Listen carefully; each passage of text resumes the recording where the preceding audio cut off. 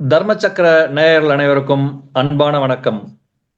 இன்று நம்மோடு சேனலுக்கு இணைந்திருக்கக்கூடியவர்கள் கடலூர் தேசிய முற்போக்கு திராவிட கழகத்தின் மாவட்ட கழக துணை செயலாளர் PS வேல்முருகன் அவர்கள்.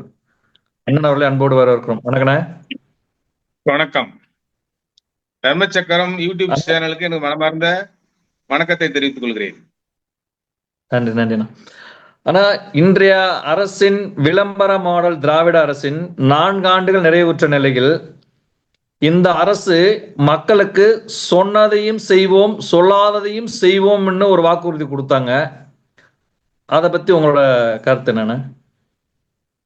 திராவிட மாடல் அரசு எப்பொழுதெல்லாம் ஆட்சி கட்டிலுக்கு வருகிறதோ அப்பொழுது எல்லாம் பொய்யான வாக்குறுதியும் நிறைவேற்ற முடியாதுன்னு தெரிந்தும் பல வாக்குறுதிகளை கொடுத்து ஏமாற்றி அரசியலுக்கு வருவதே அவங்களுடைய கடமையான பணியாக இருந்துகிட்டு இருக்கு. இந்த 4 ஆண்டு கால ஆட்சியில மக்கள் பாத்தீங்கன்னா பெரும் துயரத்தையும் துன்பத்தையும் தான் அனுபவிச்சுட்டு இருக்காங்க. வளர்ச்சி திட்டம்னு எந்த ஆட்சியில எந்த விதமான வளர்ச்சி திட்டமுமே கிடையாது. வெறும் விளம்பர ஆட்சி தான் நடந்துகிட்டு இருக்கு. இந்த 4 ஆண்டு காலத்துல மக்களுக்கு சொல்லக்கூடிய அளவிற்கு எந்த விதமான நன்மையும் நடைபெறவில்லை. அது எந்த துறையாக இருந்தாலும் சரிதான். போக்குவரத்து துறையா இருந்தாலும் சரி, சுகாதாரத்துறையாக இருந்தாலும் சரி, வேளாண்மை துறையாக இருந்தாலும் சரி, பள்ளி கல்வித்துறையாக இருந்தாலும் சரி, இன்னும் சொல்ல போனா சட்ட ஒழுங்கை கையில வைத்திருக்கின்ற முதலமைச்சருடைய காவல்துறையை சார்ந்த துறையாக இருந்தாலும் சரி, எல்லா துறையுமே சீர்கட்டு சீரழிந்து போய் தான் இந்த தமிழகம் இந்த 4 ஆண்டு காலத்தில் மக்கள் ஏன் இவர்களுக்கு வாக்களித்தோம் என்று துயரப்பட்டு கொண்டுதான் இருக்கிறார்கள். இப்ப இதுல வந்து முத்துவேல், கருணாநிதி, ஸ்டாலின் அப்படின்னு சொல்லி பதவி ஏற்ற ஸ்டாலின் அதுக்கு முன்னாடி இந்த திராவிட முன்னேற்ற கழகத்துல என்னை தவிர என் குடும்பத்திலிருந்து யாரும் இந்த கட்சியிலேயோ ஆட்சியிலேயோ பங்கேற்க மாட்டான்னு சொன்னாங்க. அதன் அடிப்படையில அவங்க பையன் நடிகரா இருந்தாரு, அதுக்கப்புறம் இளைஞரணி செயலாளரா வந்தாரு, அதுக்கப்புறம் சட்டமன்ற உறுப்பினர், அதுக்கப்புறம் அமைச்சர், இப்ப துணை முதல்வர். அடுத்து 2026க்கு அடி போடுறாரு. யாருக்கு அப்பாவுக்கு அடி போடுறாரோ தமிழ்நாட்டுக்கு அடி போடுறாரு தெரியல. இதுக்கு இடையில 4ஆம் கலைஞர்னு ஒருத்தர் உள்ள வராரு. இப்ப சமீபமா அந்த ஜல்லிக்கட்டுல பாத்திருப்பீங்க. அதோட மக்களும் நான் மட்டும் இல்ல, மக்களும் நேரடியாக அடுத்து என்ன செய்ய போறாங்கன்றத அவங்க சிம்பாலிக்கா வந்து வெளியில காமிச்சிருக்காங்க. திராவிட மாடலுங்கிறது தமிழ்நாட்டை அவர்களுக்கு என்று குத்தகைக்கு எடுத்துக்கொண்ட மாதிரி அவர்கள் நினைத்துக் கொண்டிருக்கிறார்கள். அதெல்லாம் அந்த காலம். வருகின்ற 2026 தேர்தலிலே இவர்கள் செய்த அத்தனை கெட்ட காரியங்களுக்கும் அதற்குண்டான பலனை மக்கள் திருப்பி தருவதற்கு தயாராக இருக்கிறார்கள். அதாவது கலைஞர் இருந்தாரு, அப்ப வந்து முதலமைச்சராக இப்ப இருக்கிற ஸ்டாலின் அவர்கள் கட்சிக்காக உழைத்தார், பதவி கொடுத்தார்கள், அதை மக்கள் மேயராக இருந்தார், துணை முதலமைச்சராக இருந்தார், அமைச்சராக இருந்தார். அதனால் மக்கள் அவரை ஏற்றுக்கொண்டார்கள். ஆனால் வாரிசு அரசியல் மீண்டும் இந்த தமிழகத்தை அவர்கள் குடும்பம்தான் ஆள வேண்டும் என்ற எண்ணத்தோடு முதலாக சினிமா துறைக்கு கொண்டு வந்து உதயநிதி ஸ்டாலின் அவர்களை எம்எல்ஏவாக ஆக்கி, எம்எல்ஏ ஆக்க உடனே மந்திரியாகவும் ஆக்கி, மந்திரியாக்கி அது கூட இல்லாமல் துணை முதல்வராக ஆக்கி அவர்கள் வந்து அவர்களை நாட்டை ஆளுவதற்கு ஆளே இல்லை என்கின்ற நோக்கில் அவர்கள் பயணித்துக் கொண்டிருக்கிறார்கள். இது 2026 நல்ல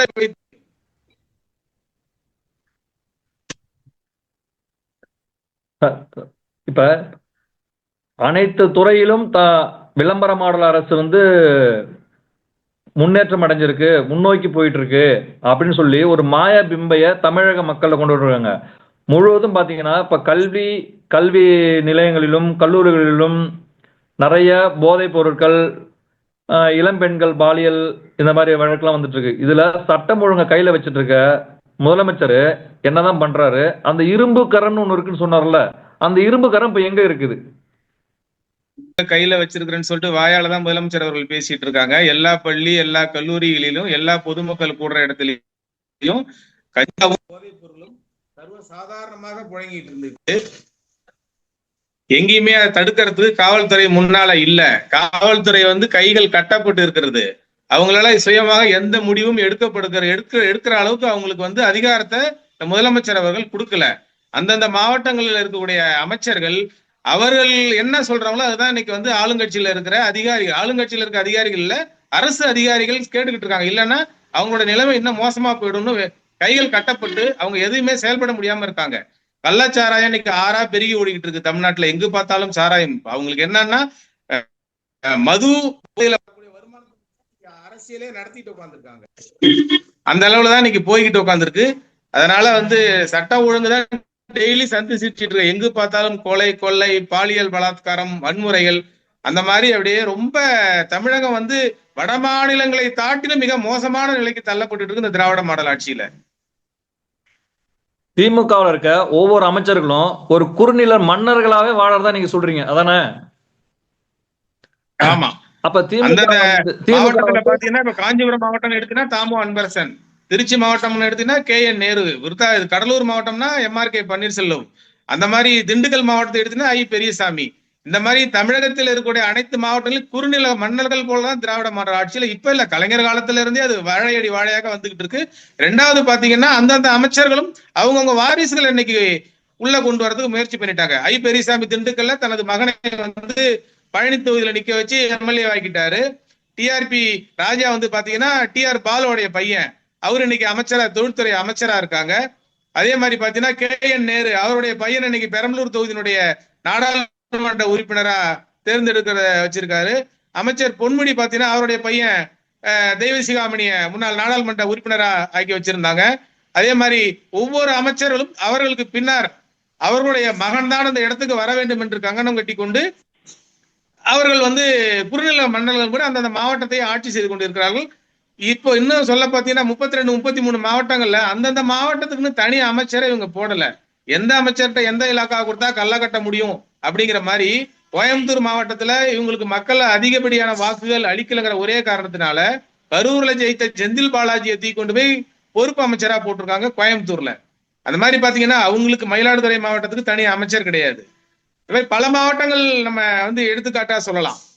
சேலம் மாவட்டத்துக்கு இப்பதான் அமைச்சர் சமீபத்துல தான் கொடுத்திருக்காங்க, அந்த ராஜேந்திரங்கிறவங்களுக்கு. அதே மாதிரி பாத்தீங்கன்னா அவங்களுக்கு யார் கல்லா கட்டுறதுக்கு சௌரியமா இருக்காங்களோ, அவங்களுக்கு யார் கப்பம் கட்டுறதுக்கு சௌரியமா இருக்காங்களோ அவங்க கையில ஒப்படைச்சிட்டு, முதலமைச்சருக்கு தமிழ்நாட்டுல என்ன நடக்குதுன்னே தெரியாது. அவருக்கு கீழே 4 முதலமைச்சர் இருக்காங்க.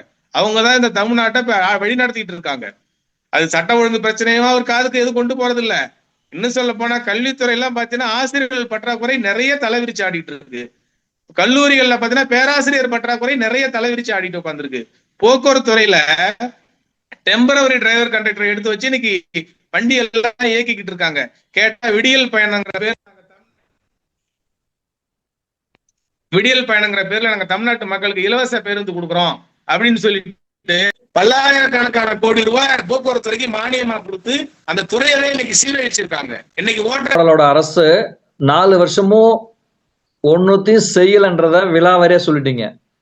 இதுல இன்னும் இருக்க போறது ஓராண்டு காலம். இந்த ஓராண்டு காலத்துல இப்ப இடையில தமிழகத்துல ஒரு இடைத்தேர்தல், ஈரோடு கிழக்குன்னு, அதாவது எப்படின்னா சத்தியமங்கலம் ஃபார்முலாவெல்லாம் தாண்டி சத்தியமங்கலத்துக்கு ஒரு ஃபார்முலா இருந்தது. இப்ப ஈரோடுக்கு பட்டி ஃபார்முலா, ஆட்டுப்பட்டி ஃபார்முலான்னு உருவாக்கியிருக்காங்க.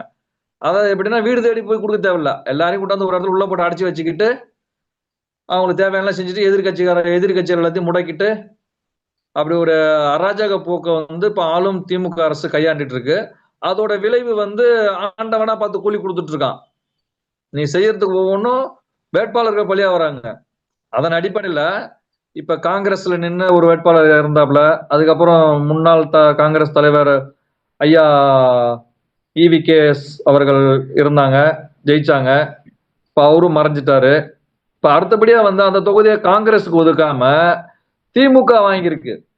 இதுல இன்னொரு ஹைலைட் என்னன்னா, திமுகவுக்காக உழைச்ச பல முன்னோடிகள் எவ்வளவு பேர் இருக்காங்க. அப்படி இருக்கும்போது VC சந்திரகுமார் ஒரு பலியாடை கொண்டு போய் விடுறாங்க திருப்தி பெறதுக்காக. அந்த பலியாடை கொண்டாந்து இப்ப ஈரோடுல திமுக கேண்டிடேட் நிறுத்துறாங்க. அதுக்காக வேண்டி அவரு நல்லா இருக்கணும், ஆண்டவருக்கு நல்ல பூர்ண உடல்நலத்தை கொண்டு போகணும். ஏன்னா ஏற்கனவே அவரு உங்க கூட பயணிச்சவரு, சரிங்களா, உங்களால அறிமுகப்படுத்தப்பட்டவர், சட்டமன்ற உறுப்பினராக போய் சட்டமன்றத்துல உட்கார்ந்தவர். இன்னைக்கு அவரோட சுயலாபத்துக்காக அவர் வேற ஒரு கட்சிக்கு போயிருக்கலாம். ஆனா இன்னைக்கு ஒரு பாதாள குழி சட்டமன்ற தொகுதின்னு ஒரு பேர் வாங்கியிருக்க ஈரோடு கிழக்குக்கு திமுகவுல எவ்வளவு முக்கிய முன்னணி நிர்வாகிகள் இருக்கும்போது இன்னைக்கு VC சந்திரகுமாரை கொண்டு போய் உள்ள விட்டுருக்க திமுக. அதை பத்தி உங்களோட நிலைப்பாடு? திமுகவுல ஆளே இல்லங்கிறதுக்கு இதுதான் ஒரு சாட்சி. இன்னைக்கு இருக்கிற மந்திரிகள்ல பாத்தீங்கன்னா 8 அமைச்சர் அண்ணா திமுகவுல இருந்து திமுக வந்தவங்க தான் இன்னைக்கு மந்திரி பதவியே கொடுத்திருக்காங்க. திமுகவுல திறமையான சந்திரகுமார் என்பவர் புரட்சி கலைஞர் கேப்டன் அவர்களால் அறிமுகப்படுத்தப்பட்டு முதன்முறையாக ஈரோடு கிழக்கு அதே சட்டமன்ற தொகுதியிலே எம்எல்ஏவாக தேர்ந்தெடுக்கப்பட்டு சட்டமன்றத்திற்கு தன்னோடு அழைத்து செல்லப்பட்ட ஒருவர். இதுல இருந்து நம்ம என்ன புரிஞ்சுக்கணும்னா, திராவிட கழகத்திலே சரியான நபர் இல்லை, மாற்று கட்சியில இருந்து வருபவர்களை மட்டும்தான் அவர்கள் நம்பி இருக்கிறார்கள் என்பதற்கு இதுவே ஒரு சாட்சியாக நீங்க எடுத்துக்கணும். வி.சி. சந்திரகுமார் தலைவரால் அறிமுகப்படுத்தப்பட்டவர். தலைவர் இன்னைக்கு இல்லைன்னா வி.சி. சந்திரகுமார் இல்ல. அவர் நமக்கு துரோகம் பண்ணிட்டு போனாரு, எங்க இருந்தாலும் நல்லா இருக்கட்டும் அன்னைக்கே தலைவர் சொல்லிட்டாரு. போனவனை பத்தி நம்ம பெருசா எடுத்துட்டு பேசிட்டு இருக்க நமக்கு தேவையில்லை. நீங்க சொல்றது திருமங்கலம் பார்முலா, சத்தியமங்கலம் பார்முலா இல்ல. திருமங்கலத்துல மு.க. அழகிரி முதலாக ஓட்டுக்கு எப்படி பணம் கொடுக்க வேண்டும் என்பதை அறிமுகப்படுத்தியவர் கலைஞர் கருணாநிதியுடைய மூத்த மகன் மு.க. அழகிரி ஆரம்பித்து வைத்த திட்டம் இன்று செந்தில் பாலாஜி மூலமாக ஈரோடு கிழக்கு இடைத்தேர்தலிலே ஆட்டு மந்தையில் அடைப்பது போல் மக்களை திரட்டி கொண்டு ஒரே இடத்திலே அடைத்து வைத்து அவர்களுக்கு தேவையான உணவு பொட்டலம், அன்றாடம் அவர்களுக்கு தேவையான பொருளுதவியை அளித்து, அது ஏன் அந்த மாதிரி பண்றாங்கன்னா, மாற்று வேட்பாளர்கள் அவர்களை வீடு தேடி போய் வாக்கு சேகரிக்கும் போது அவர்கள் வீட்டிலே இருக்கக்கூடாது. அந்த ஒரு இந்த எண்ணம் தான், ஒரு குறுகிய மனப்பான்மை உள்ள எண்ணம் தான். வீட்டுல போய் ஒருத்தர் இருந்தாங்கன்னா மற்ற வேட்பாளர் போய் ஓட்டு கேட்கல, அவங்களுடைய நல்லதை சொல்லி கேட்பாங்க, இல்ல என்ன செய்ய போறங்கிறத சொல்லி கேட்பாங்க. அதை கூட கேட்பதற்கு அவர்கள் வீட்டிலே இருக்கக்கூடாது. அவர்களை ஓரிடத்திலே அடைத்து வைத்து அவர்களுக்கு அங்க உள்ள மக்கள், நானும் போய் கடந்த தேர்தல்ல ஈரோடு கிழக்கு தொகுதியில ஒரு பூத் நானும் வேலை பார்த்திருக்கேன், கண்கூடாக பார்த்திருக்கேன். அந்தந்த மந்திரிகளுக்கு ஒரு ஏரியாவை பிரிச்சு கொடுத்துட்றாங்க. அந்தந்த மந்திரி என்ன பண்றாங்க, அவங்க மாவட்டத்துல உள்ள சேர்மேனு, பேரூராட்சி சேர்மேனு, ஒன்றிய கவுன்சிலர், அந்த மாதிரி ஆட்களை கொண்டு போய் அங்க வைத்து கொண்டு அங்க இருக்கிற மக்கள், வறுமை கோட்டிற்கு கீழே உள்ள மக்கள், அன்றாட கூலி வேலைக்கு போறவங்க, மில்லுக்கு வேலைக்கு போறவங்க, கைத்தறி தொழிற்சாலைக்கு வேலைக்கு போறவங்க, நெசவு தொழிலுக்கு போறவங்க, அந்த மாதிரி வேலைக்கு போற மக்கள், அவர்களுக்கு என்ன பண்ணுவாங்க, ஒரு இடைத்தேர்தல் தான் அவங்களுக்கு ஒரு கொண்டாட்டம் மாதிரி. அது அவங்களுக்கு கையில காசு இருக்குங்கிறதுனால காலுக்கு கொலுசு, கைக்கு அன்றாடம் பணம், மதிய நேரத்துல பிரியாணி போட்டலாம், இந்த மாதிரி கொடுக்கறதுனால அப்புறம் மக்கள் என்ன பண்ணுவாங்க, இன்னும் மக்கள் தான் விழிப்புணர்வா எடுத்துக்கணும். எது கொடுத்தாலும் வாங்கிட்டு ஓட்டு போடுறதை பார்த்து போடணும். இன்னும் அந்த நிலைமைக்கு மக்கள் இன்னும் மாறலன்னு தான் நம்ம எடுத்துக்கணும். கூப்பிட்டாங்கன்னா ஏன் போறாங்க, போய் ஆட்டு மந்த மாதிரி அடைச்சு வைக்கிறாங்க, அங்க போய் உட்காந்துட்டு எங்களை அடைச்சு வச்சுட்டாங்கன்னு பேட்டி கொடுக்குறாங்க. சில பேர் இதுக்குன்னே ஒரு டீமே இருக்கு ஈரோடுல. ஒரு இடத்துல ஒரு மந்திரி இன்னைக்கு மீட்டிங் நடத்துறாருன்னா அங்க ஆட்களை கொண்டாந்து சேர்க்கறதுக்கு ஒரு ஆளுக்கு 200 ரூபா, ஒரு ஆளுக்கு 300 ரூபா, தலைக்கு இவ்வளவுன்னு ஒரு டீமே வேலை செஞ்சுட்டு இருக்கு. இது எல்லாம் ஆளுங்கட்சியினுடைய சூழ்ச்சி, ஆளுங்கட்சியினுடைய அராஜகம். இது இடைத்தேர்தல்னாலே ஆளுங்கட்சி தான் ஜெயிக்கி. இது இப்ப ஆண்டாண்டு காலமா நம்ம பார்த்துட்டு உட்காந்துருக்கோம். அதுல கூட தலைவருக்கும் மறைந்த அம்மையார் ஜெயலலிதா அவர்களுக்கும் சங்கரன்கோவில் இடைத்தேர்தலை பத்தி ஒரு வாக்குவாதமே சட்டசபையில நடந்தது. தேர்தல் அறிவிக்கிறதுக்கு முன்னாடி எதிர்கட்சி தலைவர் தோல்வி ஒப்புக்கொள்கிறார் அந்த அம்மையார் பேச போக தலைவர் சொன்னாங்க, அப்படி கேள்வி எழுப்பியிருப்பார். இப்ப இடைத்தேர்தல்னாலே தமிழகத்துல நம்ம ஆண்டாண்டு காலமா பார்த்துக்கிட்டு இருக்கோம், ஆளுகின்ற கட்சி தான் வெற்றி பெற்றுட்டு இருக்காங்க. ஏன்னா அவங்ககிட்ட பணபலம் இருக்கு, அரசியல் பொலிட்டிக்கல் அதிகாரிகள் சப்போர்ட் அவங்களுக்கு. ஆளுங்கட்சிக்காரங்க என்ன பண்ணாலும் அதை கேட்கறதுக்கு அதிகாரிகள் தயாரா இல்ல. மாற்று கட்சிக்காரங்களோ எதிர்கட்சிக்காரங்களோ ஏதாவது பண்ணாங்கன்னா அது பெரிய குற்றச்சாட்டா எடுத்துட்டு போயிட்டு இருப்பாங்க. அதனால ஈரோடு ஃபார்முலாங்கிறது திருமங்கலத்துல ஸ்டார்ட் பண்ணி இன்னைக்கு ஈரோடுல செந்தில் பாலாஜி ஃபார்முலான்னு கொண்டாந்து நிறுத்தி வச்சிருக்காங்க. இதற்கெல்லாம் விடை 2024 மக்கள் திருப்பி கொடுப்பதற்கு தயாராக இருக்கிறார்கள். இவங்க நினைச்சுக்கிட்டு இருக்காங்க விடியல் பயணம்னு பஸ், ஃப்ரீ பஸ் விட்டுருக்கோம், மகளிர் உரிமை தொகை மாசம் 1000 ரூபாய் பணம் கொடுத்துட்டு இருக்கோம், கல்லூரியில படிக்கிற பெண்களுக்கு புதுமை பெண் திட்டம்னு 1000 ரூபாய் பணம் கொடுத்துட்டு இருக்கோம், தமிழ் புதல்வன் திட்டம்னு காலேஜில் கல்லூரியில படிக்கிற மாணவர்களுக்கு. இன்னைக்கு இந்தியாவிலேயே அதிக கடன் வாங்கின மாநிலம் எதுன்னு கேட்டா தமிழகம் அப்படிங்கிற பேரை இன்னைக்கு எடுத்திருக்காங்க. இது நம்ம சொல்லல, ரிசர்வ் வங்கி வெளியிட்டு இருக்காங்க. அதிக கடன் வாங்கின மாநிலம் இந்தியாவில எந்த மாநிலம் கேட்டீங்கன்னா இன்னைக்கு தமிழக அரசு தான் இன்னைக்கு இந்தியாவிலேயே அதிக கடனை வாங்கி வச்சுட்டு உட்கார்ந்துருக்காங்க.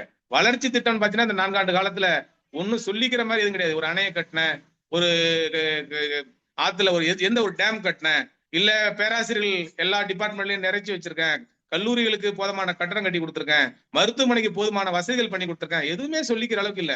ஹாஸ்பிட்டல்ல போனீங்கன்னா டாக்டருக்கு பற்றாக்குறை, நர்ஸ் பற்றாக்குறை, அதே மாதிரி போக்குவரத்துறை போனா ஊழியர்கள் பற்றாக்குறை, காலேஜுக்கு போனீங்கன்னா பேராசிரியர் பற்றாக்குறை, பள்ளி கல்வித்துறைக்கு போனீங்கன்னா அங்க ஆசிரியர்கள் பற்றாக்குறை, இந்த மாதிரி பற்றாக்குறையா இருக்காங்க. அதுவே என்ன ஃபுல் பண்ணாம இருக்காங்க அந்த அரசாங்கம். அதனால அரசியல்வாதிகள்கிட்ட என்ன பண்றதுன்னு தெரியாம அதிகாரிகளும், இதுல நேர்மையான அதிகாரிகளும் நிறைய இருக்காங்க, வெளியில சொல்ல முடியாம என்ன பண்றதுன்னு முடிச்சுட்டு தன்னுடைய கடமையை செஞ்சுட்டு உட்காந்துருக்காங்க. அதனால இந்த ஆட்சி சிறப்பான ஆட்சிங்கிறதுக்கு எதுவுமே சொல்லி 0% தான் இதுக்கு நம்ம மார்க் கொடுக்கலாம். ஒரு 10% கூட கொடுக்கறதுக்கு எலிஜிபிள் கிடையாது. இந்த ஆட்சி நல்லாட்சி அப்படிங்கிறதுக்காக அவங்களுக்கு என்னன்னா வாரிசு அரசியல்.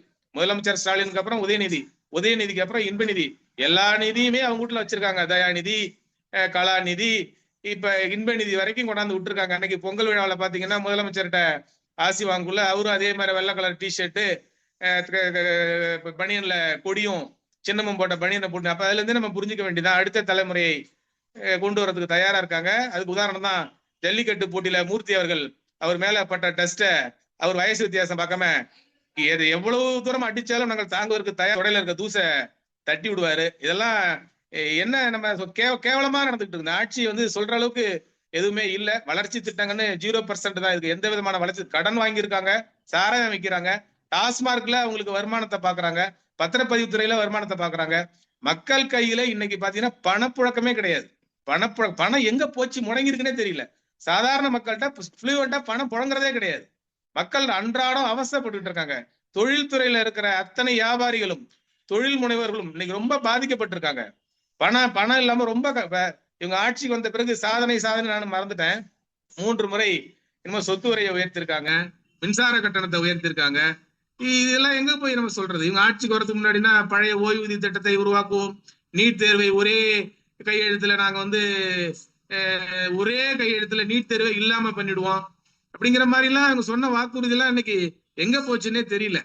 இந்த திராவிட மாடல் அரசு வந்து இவங்க சொல்லிக்கிறாங்களே 10 ஆண்டு காலம் ஆட்சியில் அமராமல் இருக்கிறதுக்கு காரணமாக இருந்ததே தேசிய முற்போக்கு திராவிட கழகம் தான். அதை நம்ம நிலை நிறுத்திக்கணும். தேசிய முற்போக்கு திராவிட கழகம் சரியான கூட்டணி வைத்திருந்தால் இவர்கள் வந்து இந்த முறை ஆட்சிக்கு வந்திருக்க மாட்டார்கள். 10 ஆண்டு காலம் வராமல் இருப்பதற்கு காரணமும் தேசிய முற்போக்கு திராவிட கழகம் தான். இவர்கள் ஆட்சிக்கு வருவதற்கு காரணமும் தேசிய முற்போக்கு திராவிட கழகம் தான். மீண்டும் இவர்கள் ஆட்சியில் வராமல் இருப்பதற்கும் நாம் உறுதுணையாக இருந்து கேப்டன் நமக்கு வகுத்து கொடுத்த பாழையில் உழைத்து இந்த தேசிய திராவிட முன்னேற்ற கழகத்தை தமிழகத்தை விட்டே அகற்றுவோம் என்று இதன் மூலமாக நான் தெரிவித்துக் கொள்கிறேன். நன்றி, வணக்கம். வணக்கம்.